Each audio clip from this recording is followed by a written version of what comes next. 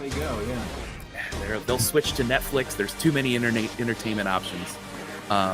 So I was sitting there like the first time it happened, what can I do? And I looked over at my backpacks of the gear that runs on Speedify. You paid for a year of it. You can use it on any computer or device. So I just pulled out my one of several hotspots I have, hooked it up, cranked up Speedify, and it has never been a problem since. We used the Speedify software at a command line level, so it's not running a whole UI which is starting to drain resources. It's really very, very base level, and the really clever people at the BBC got it all working, and we're now presenting whole programs every single day of the year have been presented using this technology.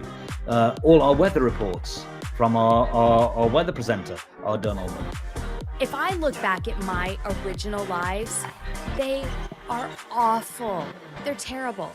But we all start somewhere and we all get better. And every time you go live and every time you get on camera, you're going to get a little bit more comfortable.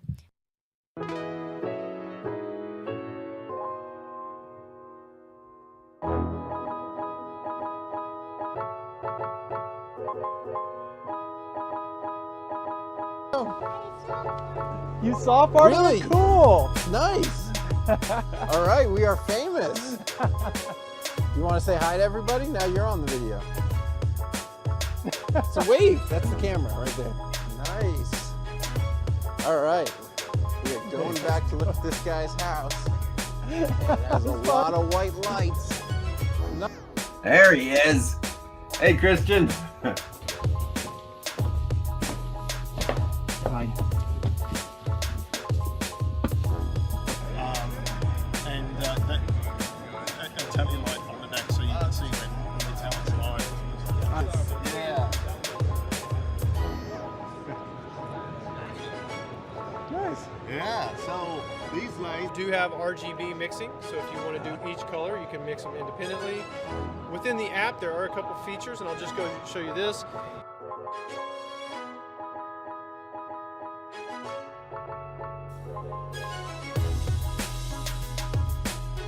See power. There we go. Woo! Oh my God, it's beautiful. Is just building budget aesthetic gaming PCs, and I have my studio here now, so we've graduated away from the basement of my house and whatnot. Also, I would say streaming kept me from going completely insane when I was in that hotel room for 2 weeks when I first got to Australia. So raising awareness is really going to help break that stigma. We definitely have a stigma in our society where it's, not okay for folks to be open about their medical conditions. It's kind of seen as shameful. We have, all of us have these amazing cameras, Apple, Samsung, Google. We have customers come in all the time who say, oh, I watched this stream and I came in from out of town and I knew we had to stop here. We build custom PCs for a lot of content creators, gamers, you name it, businesses, colleges, esports. And then I do a lot of thought leadership talking and trying to educate the industry on the value of techifying, as I call it, their events, and been doing that for a long time. The first 2 years of live streaming was actually just myself. I was kind of acting as a community manager. You know what? I never used to think that people wanted to cared about what I wanted to say, but now I actually, I'm like, you know what? I care. I care, Gina. You've got to put it out there. You've just got to put it out there, and someone will listen. I used to actually be solely mobile, so I used to teach people how to edit using KineMaster, which is just a mobile app. Really, really cool app. I love the process of both. I love the editing process, the scripting process, and things like that of recorded videos, but nothing for me also beats the buzz that you get from pressing the go live button.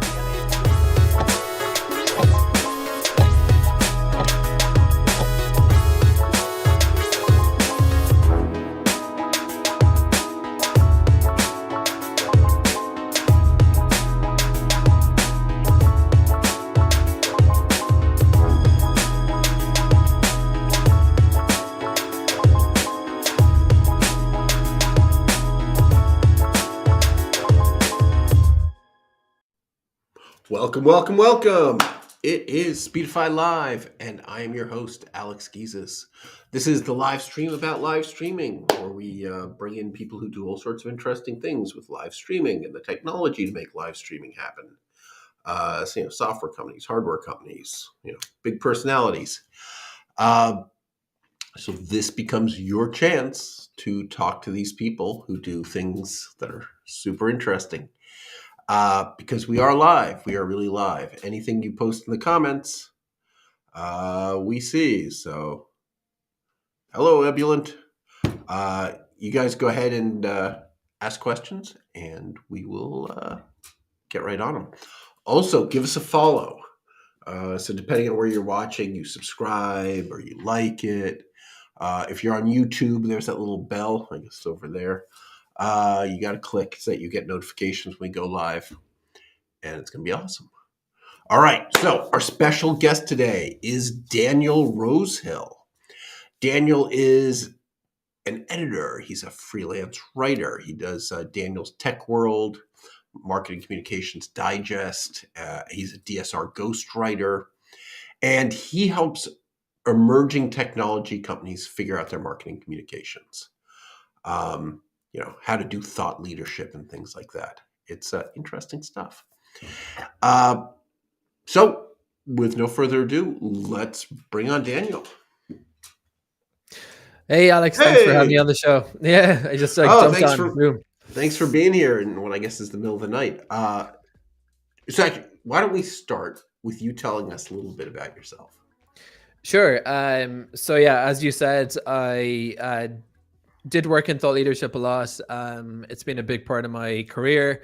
I spent a lot of years working in tech communications. So my very first job at a college is working for a fantastic political technology app back in Ireland, where I'm originally from. I moved country a few years ago. I worked in an IoT company here. Now I'm actually working in nonprofit communications. So I'm taking a break from the technology world. But the reason sort of we came in contact is I came across Speedify due to my own personal internet struggles. I had really, really bad internet for a couple of years, to the point that it was literally I could either work from a coffee shop or not work. So that's how I discovered Speedify. Yeah, so you were a long-time Speedify customer, right? And sad to say, you've now gotten fiber in your home. I'm now too advanced for you guys, but actually I think that's a point for personal consumers of connection bonding, such as I know you guys are pretty much the only viable commercial solution. Is I think even when you have I had really, really bad internet, and it's something I thought was specific to my locality, and I just plugged into YouTube connection bonding, and I saw people from literally every corner of the planet, including the US, places like New York City, where you think, it's absolutely incredible connectivity, saying my internet sucks, Verizon sucks, Comcast sucks. What can I do? And I realized that we were a sort of community of people spread across the world. And that's how it made a big difference. So I have fiber now, but I still use Speedify, because even when it's not about absolute connection speed. When you have that backup, it just makes it's a game changer especially for stuff like this. All right. So what got you? Let's talk about the marketing communications and your write. How do you start with the writing? I got started in writing. I would describe myself as a failed journalist. I got into journalism when I was in college. Really enjoyed writing. I actually studied something totally unrelated. And then sort of, as I'm sure you're aware, most people are aware, journalism as an industry has been in sort of free fall for the best part of a decade now. So I got my first jobs in corporate communications, and, at some point in my life, I went down the rabbit hole called Linux and became sort of self-identifying as a geek. So that kind of segued between, I was already into computers and I was doing this communication. So working for tech companies is something that sort of happened naturally. And it's a good place to be, because the tech sector is generally, thriving, and there's a steady need for communications people. So that's sort of how my career has evolved to date. Yeah. All right, that's really cool.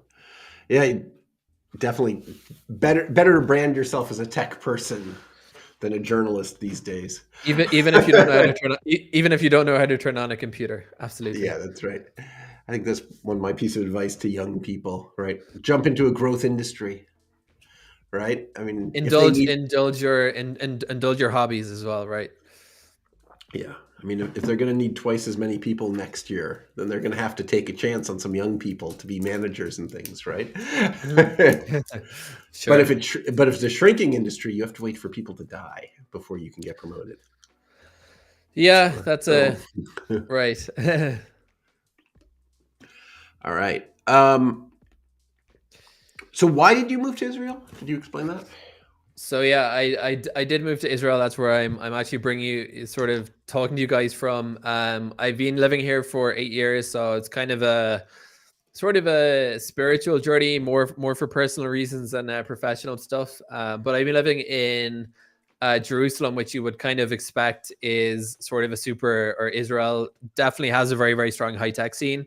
But our connectivity, believe it or not, is not necessarily towards the top of the let's say developed world. Israel actually ranks. I have the stats in front of me, so I'm going to go all geeky on it. We have an official. We have an national average of 147 megabytes per second, which even when I go to my relatives in Connecticut, they have like 500, half a gig down and up, and I'm like, this is way better than anything I've ever seen in Israel. So we're actually kind of like a mid connectivity country with a lot of reliance on DSL and coax. So it's only in the last few years that fiber internet has really been sort of like pushing out here. So there's actually, I kind of assume the beauty and the struggle of having sucky internet is the day you stop having sucky internet, you no longer care about it. So that's a real problem for us. I got fiber and I was like, oh, this is old news. I don't need to worry about connectivity again. And I started I put up a few videos on YouTube about sort of connection bonding, and I still get a ton of emails from people even here in Israel really struggling with it. So yeah, it's a big it's a big issue. Yeah. So we have a question from Moss side, I think. Any thoughts on the rise of citizen journalism? Lots of those guys are out on the streets live, and they also edit and publish their recorded content on the fly. So, I mean, I assume like everyone else on your show, I didn't come on here just to plug Speedify, but I actually think this is a great demonstration. Something I've noticed, because there's a lot of sort of broadcast journalists always interested in this part of the world, is in broadcast journalism, connection bonding has been a big thing for a couple of decades now. And literally every time you see a news crew, they've got a couple of bonded cellular connections. There's a company called LiveU. I'm not sure if they're global or just here, and it's kind of been this like super complicated. At least they got bought like 2 years ago, but they were headquartered in Israel, but most of the engineers were actually in New Jersey, in the U.S. So they were sort of Israel and U.S. That explains a lot then. So anyway, I see them, whether it's sort of CNN or Al Jazeera or anyone broadcasting. And I think that for the way the journalism is evolving, all these technologies, things that were considered sort of like out of reach for citizen journalists, it's guys like you, Speedify, actually really just about the only accessible solution, because I looked into the whole world of open sourcing connection bonding, and it's just like far too complicated. So I think it's super relevant. I think it should be probably a best practice that anyone who does a YouTube live or a Facebook live or whatever you're doing, cellular connectivity in this part of the world is very cheap. I know in the US it's a bit more. But just have a second connection. Even if you don't use a single packet from a second connection, just have it there. It gives you such peace of mind when you're doing a live, knowing it's not going to drop. You're not worrying, is the frame frozen? It's like, am I like stuck in a frame like this? So yeah, I think it's a big thing, and I think that sort of mainstream journalism, the dividing line between mainstream journalism and citizen journalism, is getting blurrier and blurrier by the year. And all these sort of traditional like heavyweight technologies like connection bonding 100%. Everyone doing a live stream should look at it as, do it as professionally as you can, and connectivity is number one, because if you're not connected, there is, it's just end of show. Forget about your lighting, forget about your sound. If you don't have connectivity, it's not going to work. Yeah. So what I've been doing while live streaming, not to pitch my own stuff, but I want to pitch my own stuff, right? Is the iPhone running Lyric's Broadcaster, and then Speedify, and I join the hotspot of another phone. So now I've got 2 cellular connections that I'm streaming over. And that tends to work pretty well. And you look afterwards, you'll see, one of them failed for a minute here and one of them failed for a minute there, and just didn't affect the stream normally. So cool. Yeah, that makes sense. The world of cellular connectivity is, something that most people prefer not to think about. But even sort of here, you have there's about 6 different cellular companies. 3 or 4 of those are virtual mobile operators, so they don't actually have their infrastructure. So when you sort of, go down the rabbit hole of looking at Wikipedia, you realize, well, there's actually only about 3 different connectivities. Yeah, that's what there's in the US, right? Right. There's AT&T, there's Verizon and T-Mobile. And, there are all these other cellular companies, but they're all just selling one of those 3. Those are the only 3 networks in the country. All right, Mosside says, the price of the 5G LiveU Plus subscription is definitely an enterprise price.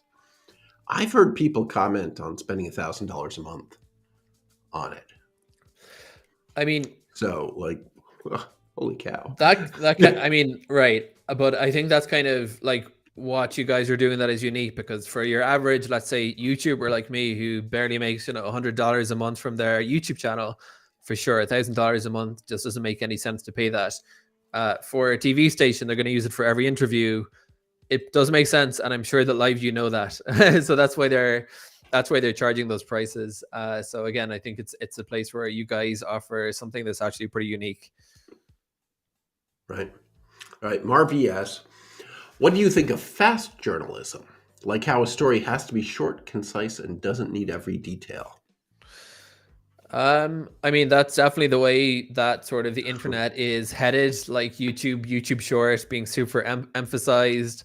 I think there's a place for both, and I don't think we're seeing sort of classic documentary journalism disappearing, judging by what's on Netflix at the moment and all these streaming platforms. There's still a big market for it, but it's still very relevant. And I think you can definitely make the connection between streaming and shorts. Like if you do a stream, realistically, I almost think of it like sort of a rough first draft of a conversation. Like I know you guys pull out the highlights from the conversations on YouTube, so I think that's a pretty smart workflow, is kind of look at it as it's free flow. You can condense probably a 1-hour conversation to maybe 5 minutes of real insights. And yeah, that's definitely the way the media market is evolving for sure.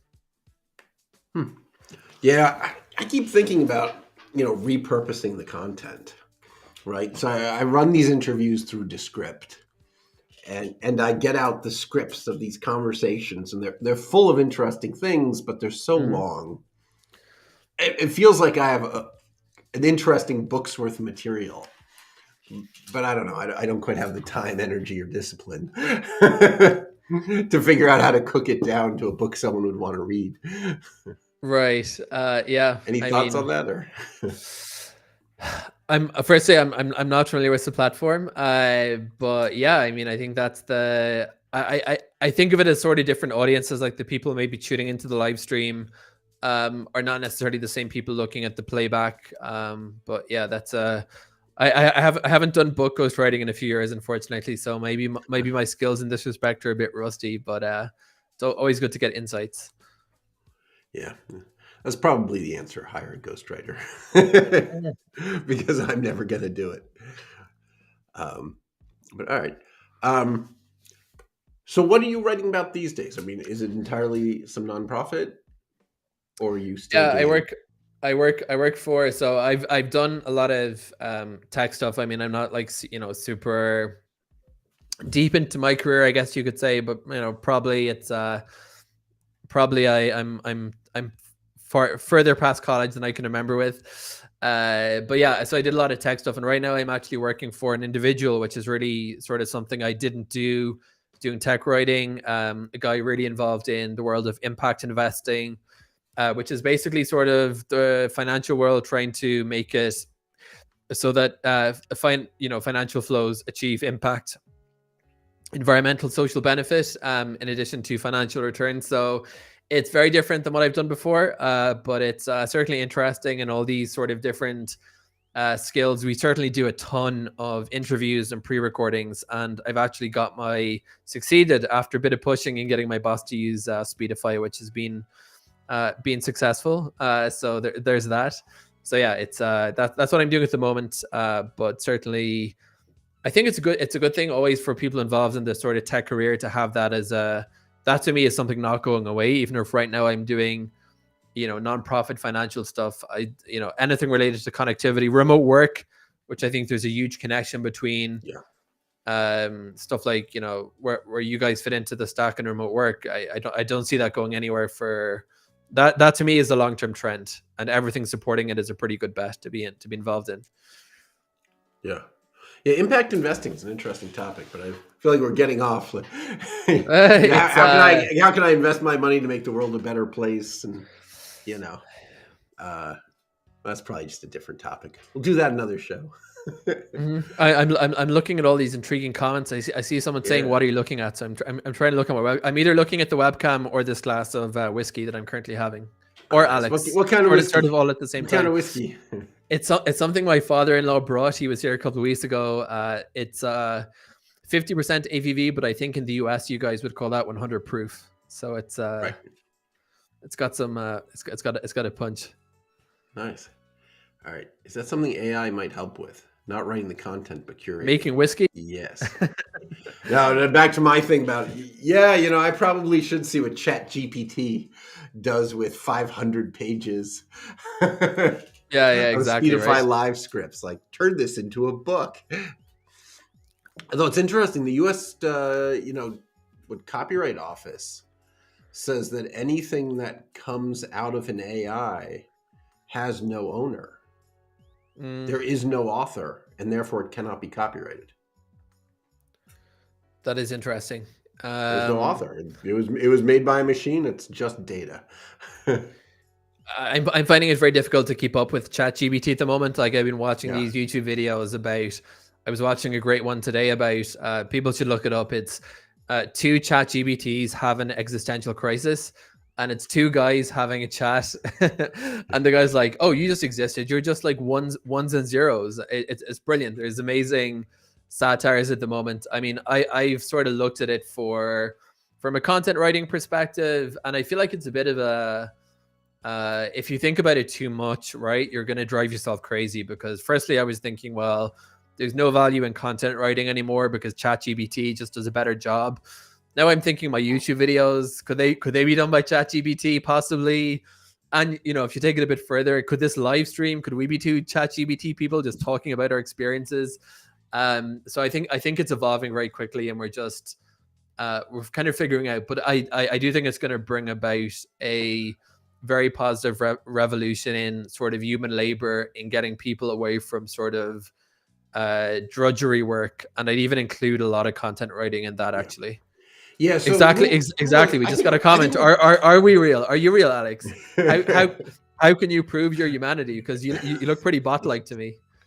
I think an AI would do better than this.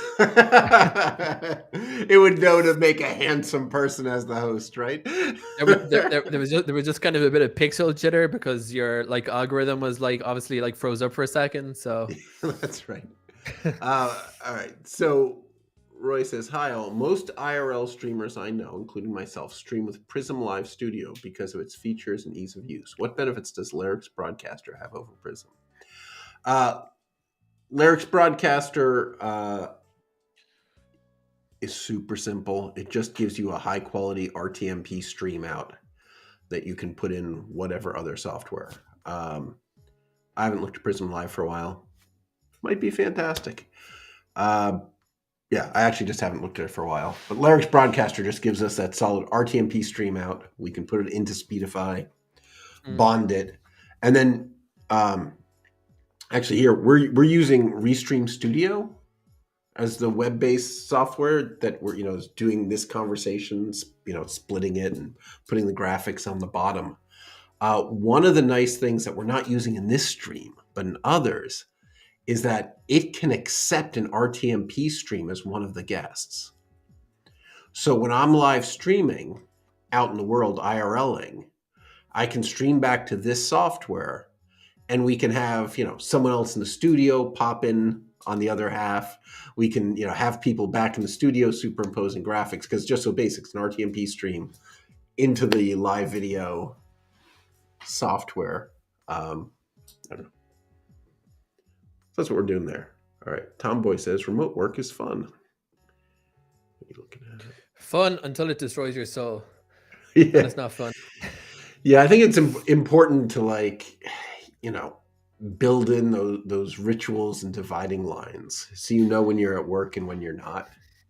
I actually had a dream once, Alex, and it's a pity because before I came on, I read this amazing blog. I was trying to find it earlier today. I didn't succeed. I know that Speedify can run on the server level on a Linux server, right?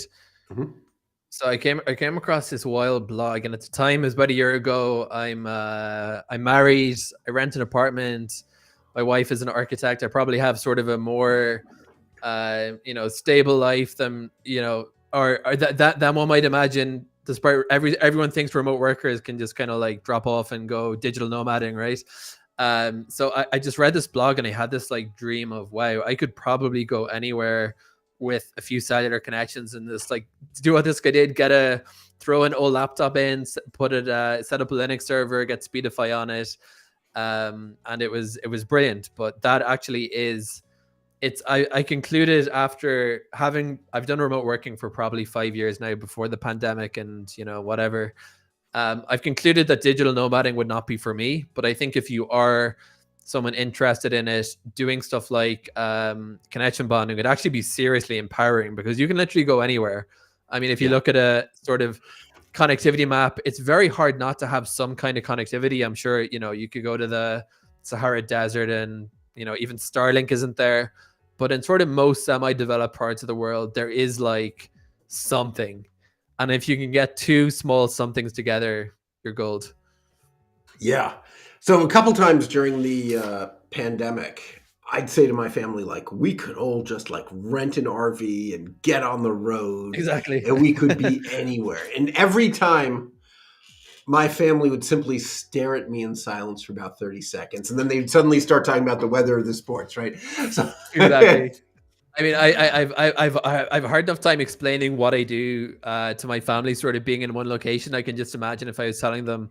So I got a van, and we're kind of going around based on where the satellites are moving.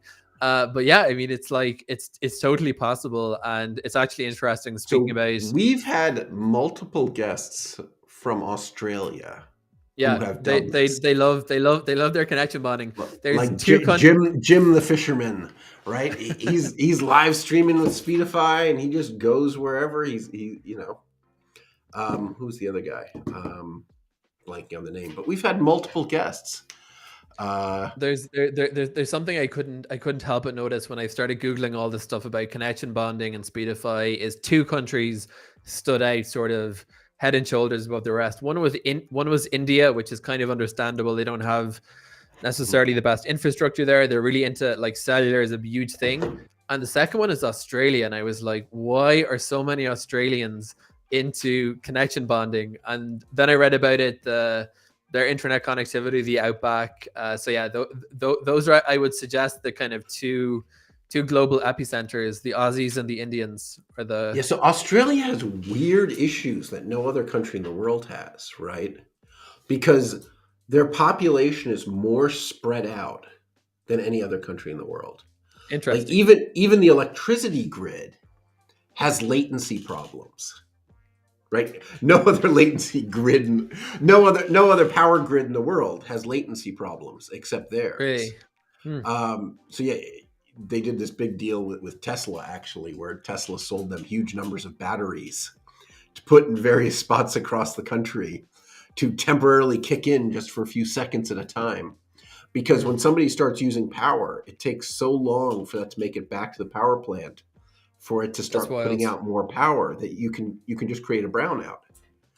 So so they have similar issues with cellular and stuff, right? It's kind of weird. All right, that's cool. This seems super technical. Andre, can I use an Orange Pi 5 for one Ethernet and 3 mobile 4Gs together? Yeah, if you put on Ubuntu, pretty sure the Orange Pi. We're looking for a Debian-based OS. Raspberry Pi OS is okay. Ubuntu is fine. The thing you're most likely to run into issues with is power. You might end up needing a powered USB hub for all those mobile 4G cards.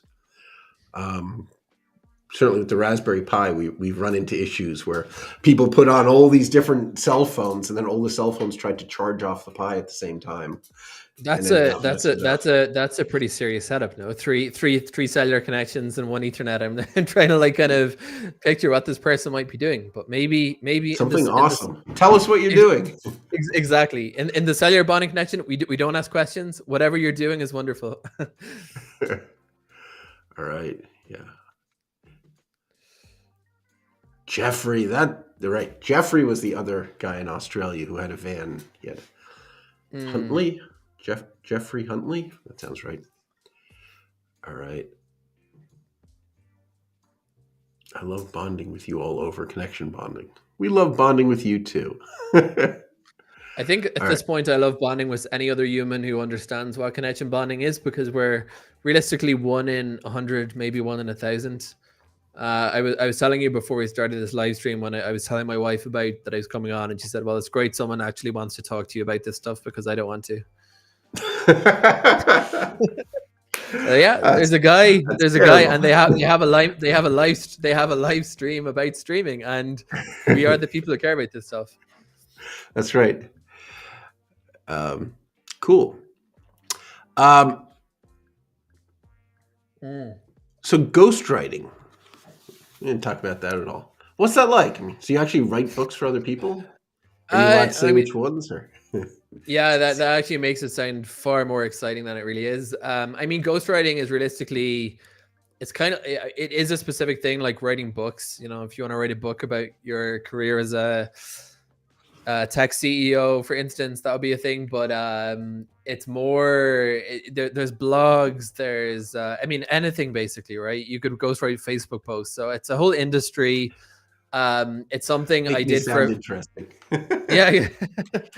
I think the more interesting part of it is trying to make sort of people who are like super smart and geeky about certain topics relate to a bigger audience, because a lot of times people don't understand how obscure their knowledge is about something. And that was, I did it for a few years. Now, as I mentioned, I'm working in sort of a broader communications work. Writing is actually a really tough job, and you burn out pretty quickly. So I would say after kind of 3 years of doing that full-time freelancing, I was ready to sort of take on a sort of more job-like job again. Also freelancing is really hard. So, but anyway, ghostwriting, it's a big industry. If you like writing, if it doesn't bother you that someone else is going to take credit for all your work, do that.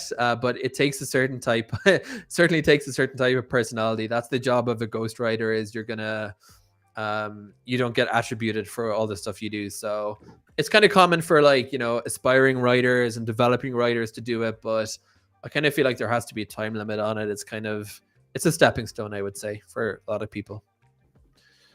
Yeah. All right.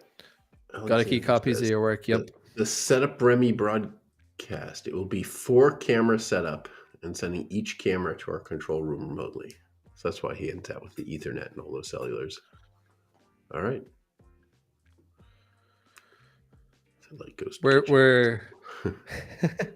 We still don't have clarity on what the 4 cameras are capturing, but it's okay. It's okay. Yeah. Wonder if we Googled Remy broadcast, but we can't really do that live here. if you track down the IP, whatever. I'm just kidding. Roy says, I have a friend who ghost drummed for a famous band. It was his drumming on the songs, but he didn't get credit. In the late 80s, that actually sounds That actually sounds 100% relatable, because I think even if you're talking about writing or musical creation, it's kind of the same. I'm convinced it exists across industries. There's these kind of same jobs and probably the same people. I mean, not the same people, but the same sort of like type of people who do these jobs on the way up. So yeah, I mean, I think that's kind of awesome personally. So in the late 80s, there was a rumor that Eric Clapton, for $1 million, would redo all the guitar on your album, and you had to sign an NDA that you could never admit it was him. He wanted no credit, and that a lot of those hair bands, it was just Clapton on the album, the Skid Rows and stuff. That absolutely makes sense to me. And having seen Skid Row in concert in the 80s, they were terrible and they appeared to not know how to play their own songs. So there you go. That's why this rumor sticks with me, 30 something years later. Like, I bet Eric Clapton the whole time. Exactly. Genius. So, yeah. But I love that it's the $1 million and he makes them not be able to say that they used him. Right? It's not the other way around. This is why people aspire to be famous, because this is the kind of stuff you can only pull off when you're at that level, right? There's no way I can get a client and be like, you're gonna have to send an NDA saying I was not involved in this, but I'm gonna also charge you $1 million. That's like, you have to be at a certain level to even like have the credibility to like sort of like put that on the table. Yeah, exactly. So YouTube. YouTube. You've got stuff on YouTube, don't you? I do. I put out a video today. What you've been doing on YouTube? Yeah. It's just kind of an experiment. It was my background is more in writing. As I mentioned, I did journalism and sort of stuff like that. And I always sort of thought video was going to be too expensive and too scary. So I started putting videos on YouTube a few years ago about really, really boring Linux stuff, so that I don't know if you have this problem, but do you ever like solve something and you can't remember how you figured it out like about 2 weeks later? Yeah. So that was the origin of my YouTube channel. I was like, I figured this out, but I'm probably going to forget this in a week. And started out as really boring videos about stuff like Linux that, very obscure. And yeah, it's just kind of a hobby. I became monetized a few months ago, and it makes barely enough to cover the ridiculous amount of camera gear that I buy. So, but it's fun. It's good. I feel like, and actually, just to kind of bring the conversation maybe more back to Speedify connection bonding, I put up stuff about that, and I was convinced like no one cared. And that's actually I think it's like 40,000 views. It's whatever video has the most views. And it was just like this kind of tutorial about using a load balancing router. And I was just amazed as these comments came in. I was like, what? You actually like someone, you're actually like using the same router and trying to figure this stuff out. So yeah, there's real interest out there about all this. It's kind of niche, but there's like 7 billion people in the world, right? I mean, something that only 1 in 1,000 people care about. There's like 7 million people that care about it, right? I think it's probably 1 in 1,000 care about it, and maybe like 200 need to, but like out of those 200, 190 are not gonna like, they're just gonna be like, oh, screw it, the internet's out, and just gonna go to sleep. And it's like the kind of that like 1 in 10 that are gonna. I mean, I'll tell you how I found you guys. I was taking a Amtrak. My wife's American, so her parents live in Connecticut, and the internet on the Amtrak was very bad. So I had a weak Wi-Fi connection, and I had cellular data as well, and it was also kind of bad. But I was like, wait, what if I put these two things together? So I googled something like combine internet connections Reddit. I got onto the home networking subreddit, and then I got onto Speedify. So you didn't see one of our posters? I didn't see your poster, but I would say the folks on Reddit are tuned into this issue of connection bonding. Years ago, we paid for posters to be put on the trains, on the Amtrak trains. Really? Between like Boston and Philadelphia. And we paid for them to be kept up for 90 days. And years later, people were contacting me like, oh, I was just in a train in Albany and I saw your poster. Or I was on the train to Florida and I saw your poster. They never took them down. And And they just move trains around until, you know, this thousands of miles from where we paid to have the posters put up. People were seeing them years later. This is the top. This is a genius tip for advertising budgets: is pick some place that you know there's not going to be that much competition. I mean, I'm just going to say people on the Amtrak, they've got the window or the Speedify poster. So their eyes are going to go back to the Speedify poster. Exactly, as it is that you guys got a great return on investment. I mean, I was just at the point of there's no data, and obviously us all being millennials with sort of, you know, fickle attention spans, the first thing in our mind goes to how can I get data? Yeah, you guys, it really shows how well online advertising works, because it just took a couple of searches and straight to connection bonding, which I assume, like most people, I'd never heard of that before. Yeah. I don't know if these comments are coming up on the live stream. They're very funny. Some guy saying that was a great return. Exactly. This was one rare moment when an ad would actually help. Yeah. So true. So, yeah, that was a good one. And I realized, like, probably it makes sense for us to every year come back and pay for 90 days, right? We'd be foolish to pay for the whole year because they're not taking them down, even if we don't pay for them. So, yeah, exactly. You guys could also fly like a little airplane around the desert where people just assume like sort of remote tribes are struggling with their connection bonding problems. So go. You just get like a little plane in the Amazon and be like, Speedify, your internet connection solves. Yeah, I'm not sure how well that one would work. So do you reuse the content? You make these videos on YouTube. Does the content get reused anywhere? Or do you turn them into blog posts or? It's funny. That would probably, I feel like that would probably put me in breach of contract and be, I feel like it's illegal somehow, but no, I've never done that. So I did a lot of writing over the years. There's a huge amount of interest in VPNs for whatever reason. It's a huge B2C tech segment. So I did a ton of stuff, and I was like, I've honestly written so much about VPNs. I could like literally publish an encyclopedia, like Daniel's VPN guide or something. No, I never did that. I always kept it separate. I am honestly kind of happy not to be doing the ghostwriting and tech stuff, or take a break from it for the moment. But yeah, you'll probably find people who do reuse their stuff, but I don't think it'd be ethical to charge a consumer for whatever. That was my feeling anyway. Straight shooter. Your tech, like I see you have obviously a very fancy high-tech microphone there. What equipment do you use when you're making your videos? So actually, this is the first time I've used my webcam in a long time, and yeah, I use a camcorder. Actually, I'm a big proponent of the of camcorders. They are, you know, sort of old school, but they're making a comeback, which is so exciting for me to see, because I feel like when I was looking to get into video, my first I was looking, it was when I was in the US, and people not in the US, we don't have the amazing Amazon Prime service that you guys have and take for granted.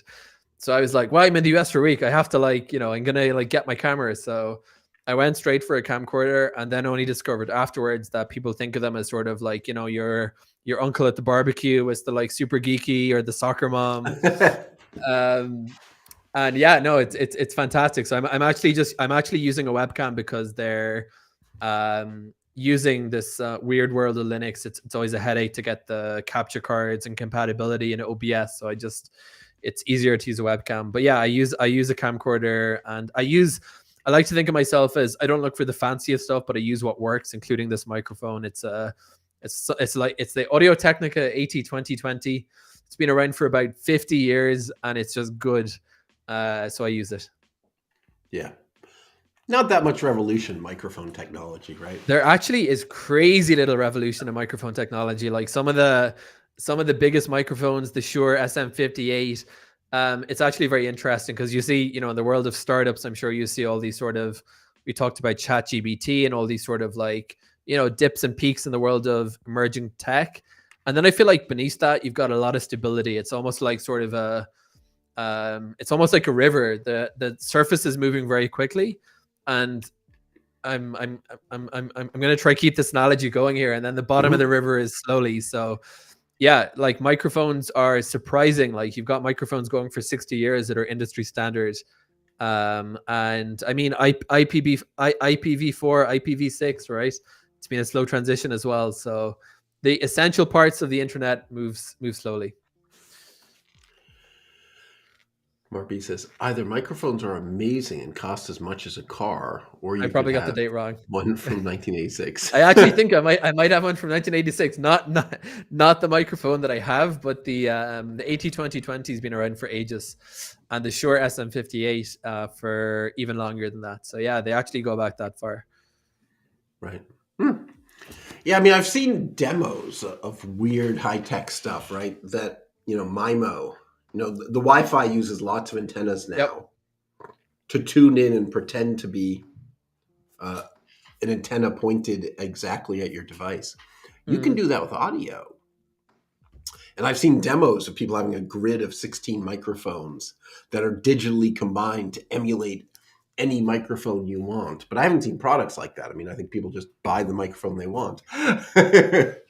Yeah, I mean, it's they either sound good or they don't. So it's kind of it's a pretty kind of black and white product category, I would say. Yeah. And what software do you use for those YouTube videos?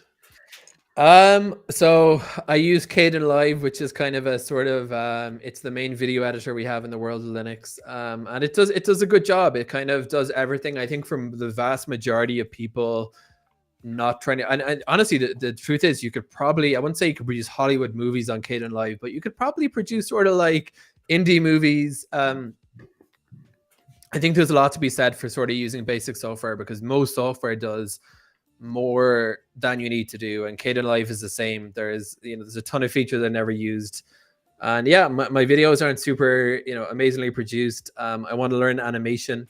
That's my kind of thing at the moment. I'm trying to learn that, but it gets the job done.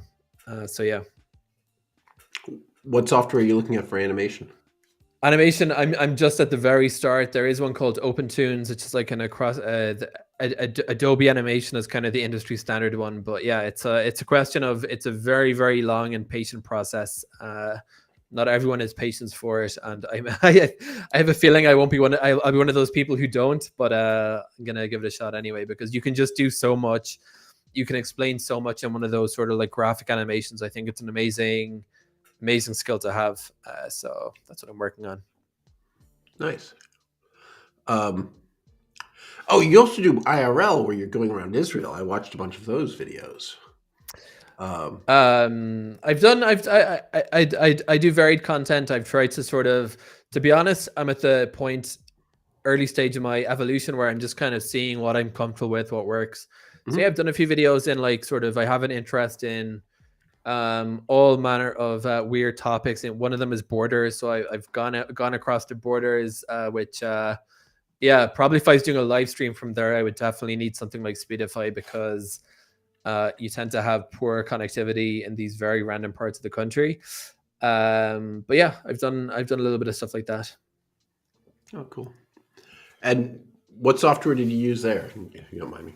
Was that just filming on an iPhone, or was that the camcorder? Just a camcorder. And I think something I've learned is that it's really, really good to, I don't do a ton of sort of these trips, but when I do, I actually leave my laptop at home now. I used to sort of, I'm a desktop guy, edit from a sort of like very classic workstation. And I used to sort of like feel under pressure to, you shoot something today, you want to start editing it today. And bring my laptop, and it just, when you work like sort of all the time at a good computer, and you bring like, I have a kind of pretty basic budget laptop, it's so frustrating. So I just kind of found that I go out to shoot, I'll shoot, just focus on shooting. When the day's over, sit in a bar, relax, whatever, turn off your devices, and then I'll go back to the studio and edit it there. But I find like that separating really, really, it also helps because it gives you a couple of days to think about what you want to do with the footage versus just trying to rush it out. So yeah. Tomboy is asking, do you have a bunch of different adapters for wall plugs? So that's his yeah, biggest pet peeve with traveling. There's like a universal plug, but yeah, that's also like a pet peeve for me, and I don't actually have an easy answer, because when you get into this world of, I don't know how professional TV crews deal with this stuff, because like you start with a camera, then you buy a light, then you buy an RGB light, then you buy a wireless microphone, and you end up with like kind of like 15 different devices needing a USB-C. And you're like, does everyone just bring around like 15 cables with them like everywhere? Like, how's this supposed to work? So I actually haven't figured out an answer. I just like feel when I'm like that's traveling, gotten much better, right? Most things are USB-C. Yeah. And all the electronics now can handle both 110 volts and 240 volts without exploding.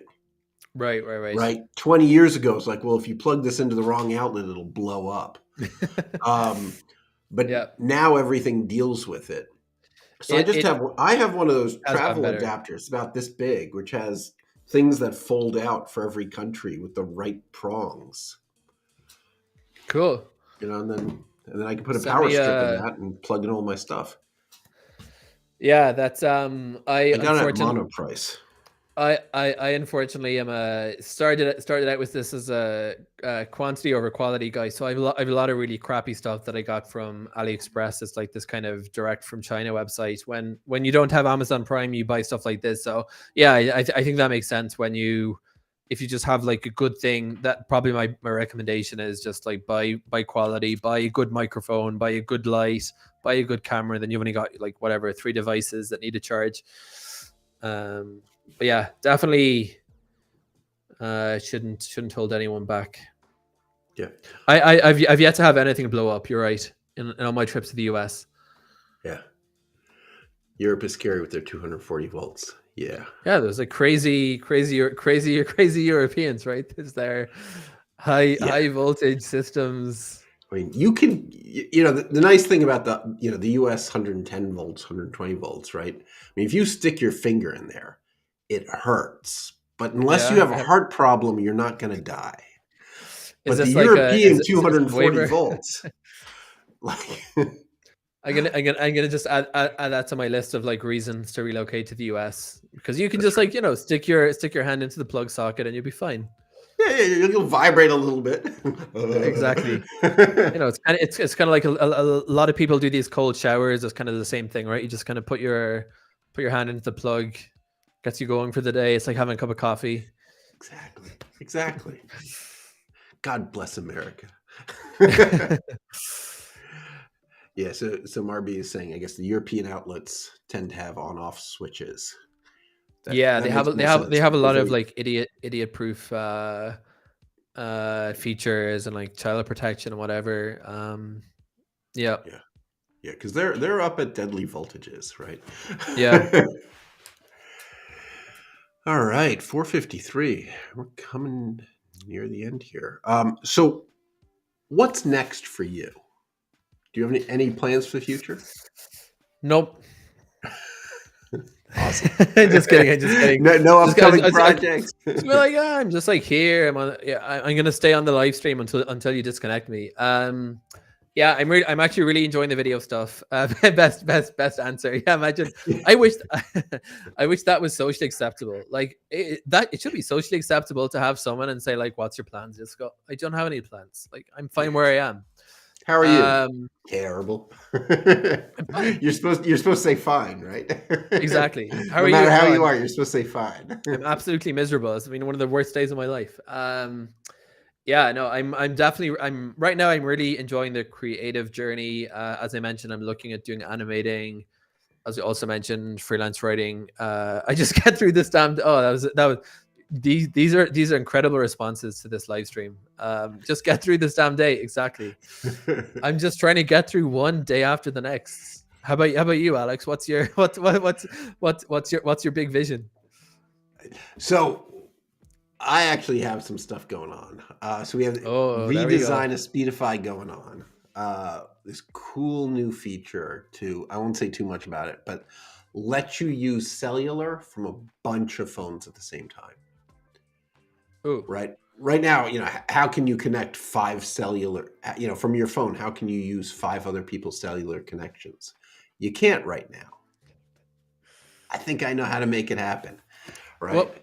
One sec. You have one physical phone, and you want to use multiple. And I borrow a little bit of cellular from everyone in the yeah. room to get me, the ability to do 4K video off my phone during my streams or whatever.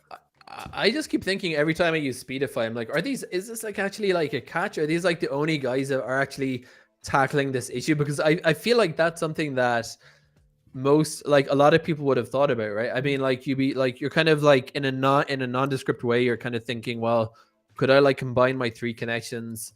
So yeah, more power to you guys for like innovating. It's a shockingly hard problem.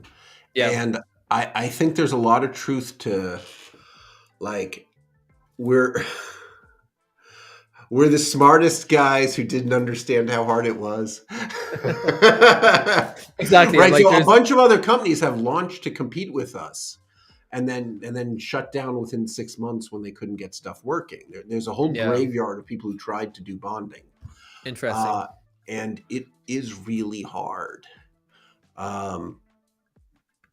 It is really hard. If I'd known how hard, there must be some easier way, right? What's been the secret for you to remaining dedicated to solving the problem when others have given up?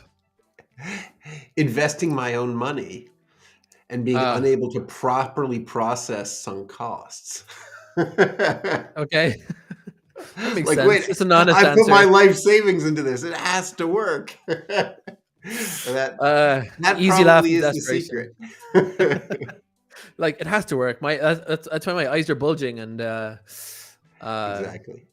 Wow. Well, you got some honesty and you gave some back, so it's highly appreciated. That's right. But yeah, no, that actually is super cool. And I would just say as well, there are some like really remote parts of where I live, surprisingly close to the major cities. Like you don't have to like drive for hours, like kind of because it's a small country, right? And suddenly you've got no connectivity, but there's a couple of like weak cellular signals. So I can actually definitely see that being very, very practical, actually. Yeah. Cool. All right. So there's a lot going on here. I don't know if you guys have noticed. I'm kind of sick. Sounds like a lot of people here are sick. Looks like we are not going to have a live stream tomorrow, which means we're actually taking a 1-week break. So we will be back next Wednesday for office hours. I'll be on with some of the engineers who made Speedify, and you guys will be able to jump into whatever super technical questions you have, and we will answer them.